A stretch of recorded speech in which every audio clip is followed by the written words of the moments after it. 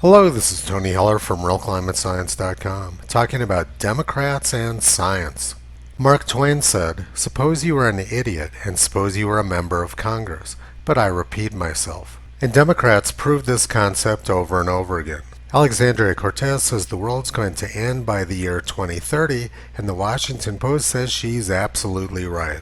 The New York Times weighed in on this claim as well and said that we all need to panic to stop the world from ending in the year 2030. 15 years ago, former Vice President Al Gore said we only had 10 years left to save the Earth from global warming, and he won the Nobel Peace Prize for his prophecies of doom.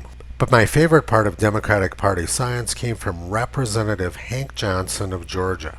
This is a island that at its widest level is 12 miles from shore to shore, and at its smallest level or smallest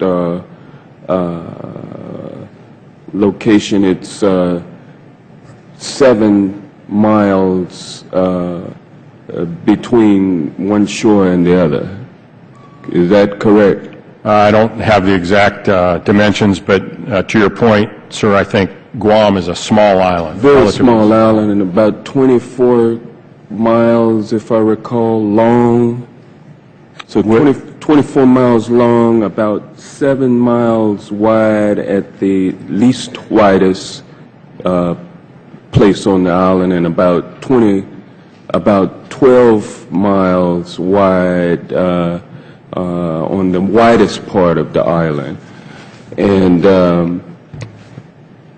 I don't know how many square miles that is. Do you happen to know?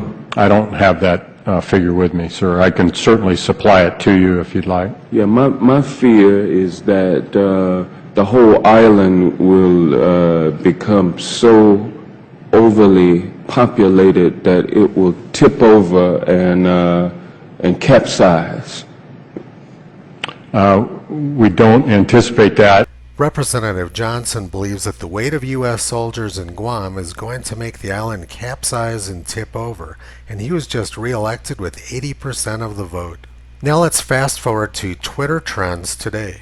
Twitter loves people like Hank Johnson, Al Gore, and Alexandria Cortez, but they can't stand anyone who tells the truth. Republican Representative Gohmert of Texas was trolling the Biden administration over their climate junk science. He was making the point that unless the Department of the Interior can change the orbit of the Earth, they're not going to do anything to affect the Earth's climate.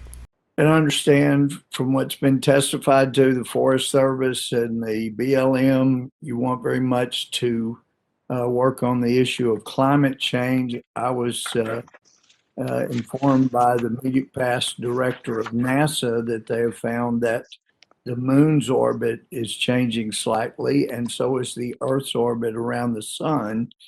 We know there's been significant solar flare activity. And so is there anything that the National Forest Service or BLM can do to change the course of the moon's orbit or the Earth's orbit around the sun?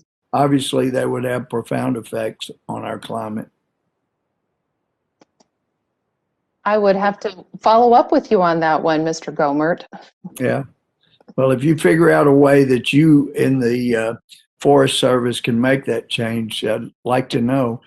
His trolling was pretty obvious, but Twitter decided to attack him by taking his words literally. The press and social media make heroes out of people who have no idea what they're talking about, and they trash anyone who tells the truth.